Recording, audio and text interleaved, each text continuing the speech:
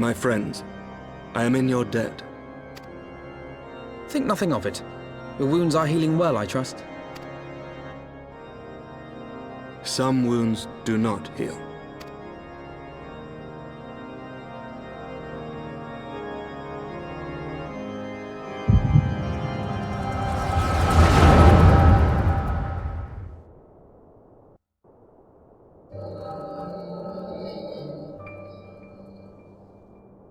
The Founding. The Scriptures, 1,000 years of lies, all to deceive the common man. Nay, our own brothers and sisters. For the blood of the Knights 12 flows within all our veins. You knew this to be true. You knew, and you concealed it.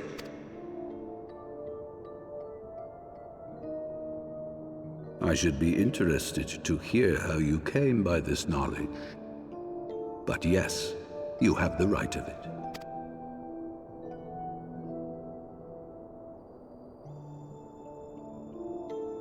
The architects of Ishgard, King Thordan and his Knights 12, entrapped and butchered the great worm, Ratatoskr, that they might partake of her eyes and thereby transcend their mortal limits.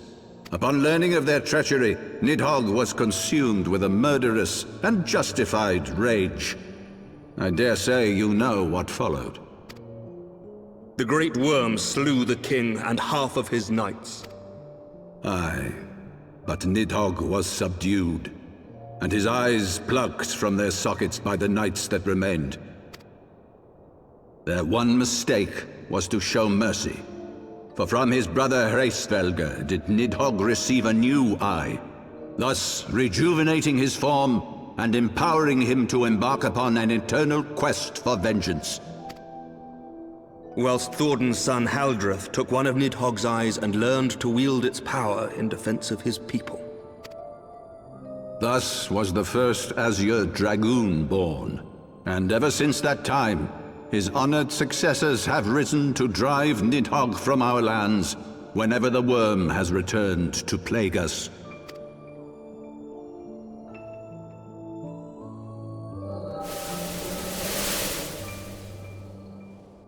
I ask you, my son, will you answer for my sins? Will your son and his son answer for me as well? What do you mean? If a man cannot atone for his sins in the course of his all-too-fleeting life, must his progeny then be held to account? Must every subsequent generation be judged as well? Thordan's betrayal of Ratatoskr was an unconscionable, unforgivable sin. Should we then, as his descendants, meekly surrender ourselves to an eternity of punishment? Nay, say I. I would not see our children sacrificed in a vain attempt to appease an implacable foe. Dragons are not like us, my son. To they who live forever, the wrongs of antiquity are as those of yesterday. No reparations shall ever suffice. This fact alone should serve as ample justification for our actions. Yet some refuse to see it as such. For men like you, who yearn to commit themselves to a nobler cause, a more compelling narrative is required. This is your solution. This is how you protect our people. You have given us a lost cause, a death sentence. With your compelling narrative, you but doom our countrymen to give their lives for a lie. And they do so gladly. Highborn and lowborn alike are proud to serve, to fight and die for their country. And what would you say to them? What would you tell the wives who have lost their husbands? The mothers who have lost their sons? That their loved ones died for naught?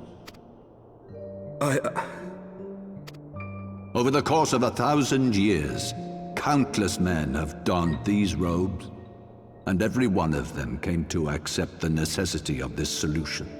Once, I hoped you might come to accept it as well.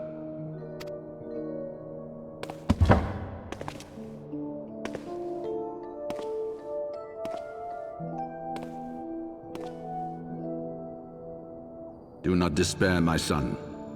Soon I shall free us from the sins of Antiquity, and bring about the change you so fervently desire.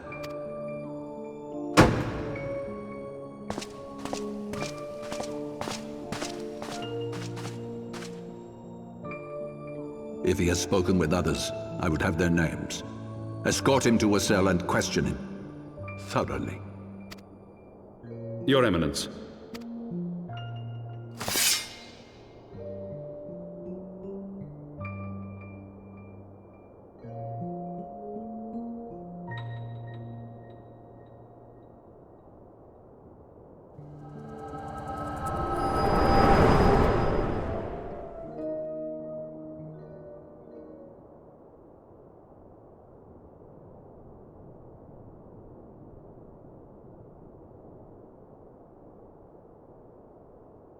You saw something, did you not?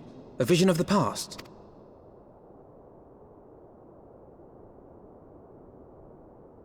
So this is the power of the Echo. Would that it had shown you a finer moment from my past. 'Twas an exercise in futility, as you saw.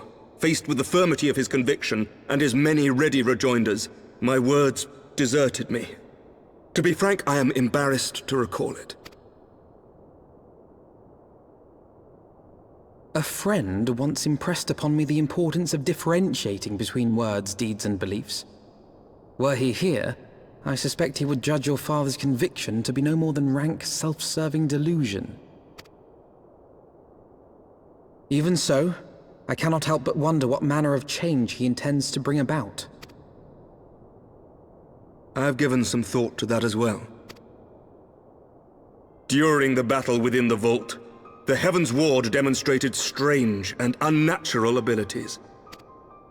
Aye, the manner in which Sir Zephyrin struck down Lord Haurchefant was unlike anything I've ever seen before. The spectacle called to mind King Thordan and his Knights 12 as they are depicted in scripture, holy powers and all.